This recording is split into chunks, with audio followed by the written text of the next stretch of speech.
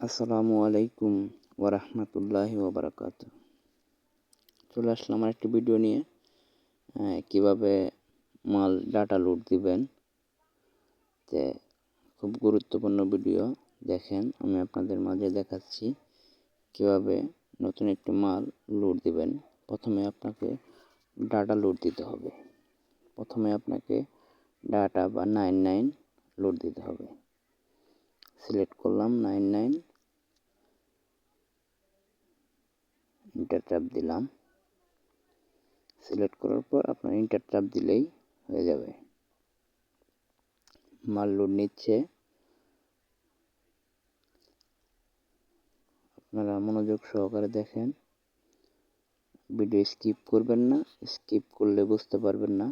তো 99 লোড দেওয়ার পর আমি আপনার মূল একটি মাল লোড দিয়ে দেখাচ্ছি। যারা আমার চ্যানেলটি সাবস্ক্রাইব করেননি, অবশ্যই সাবস্ক্রাইব করে পাশে থাকা বেল আইকনটি বাজিয়ে দিবেন। এই যে এখন আমি মাল লোড দিলাম। এই দেখেন, 10 সাইজের স্লিপ 00 লোড দিলাম। আশা করি বুঝতে পারছেন। এখন আমি বের হয়ে যাব এবং ইউএসবিটা কিভাবে বের করব, এক্সিট করব কিভাবে ইউএসবি। তো রিসেট দিয়ে নিলাম, মেশিনটা রিসেট দিয়ে নিলাম, প্রিপারেশন দিলাম, তার মানে নেট দিলাম।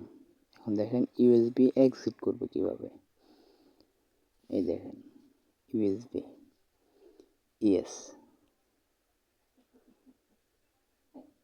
এখন বের করে ফেলবো, পেন ড্রাইভ বের করে ফেলবো। হ্যাঁ, বের করলাম। তো আশা করি বুঝতে পারছেন। এখন আর দেখাবো আপনাদের কিভাবে মেশিন ক্লিন করবেন বা হাওয়া দিবেন। আপনারা যারা জ্যাকেটে কাজ করেন, অবশ্যই মেশিন ক্লিন রাখবেন, কারণ ডাসের কারণে মেশিন অনেক প্রবলেম হয়। জ্যাক ভাঙার সম্ভাবনা থাকে, তো নিডেল ক্যাপ নষ্ট হওয়ার সম্ভাবনা থাকে, ঘর পড়ার সম্ভাবনা থাকে। অবশ্যই মেশিনের হাওয়া দিবেন। আমি অবশ্য সামথিংভাবে দেখাচ্ছি আপনাদের মাঝে। তো দেখেন, অবশ্যই কেরেজে হাওয়া দিবেন। কেরেজে হাওয়া দিবেন যদি সময় থাকে। নিডেলগুলো জাগিয়ে ট্রান্সফার, ক্যাপ, সিনকার এগুলা সহ হাওয়া দিবেন। হাওয়ার যেন প্রেশার থাকে। হাওয়ার যদি প্রেশার না থাকে তাহলে কিন্তু হাওয়া দিয়ে কোনো লাভ হবে না। অবশ্যই হাওয়ার প্রেশার থাকতে হবে।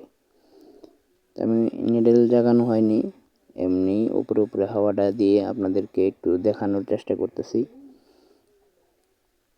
যারা আমার চ্যানেলটি সাবস্ক্রাইব করেননি, অবশ্যই সাবস্ক্রাইব করে পাশে থাকা বেল আইকনটি বাজিয়ে দিবেন।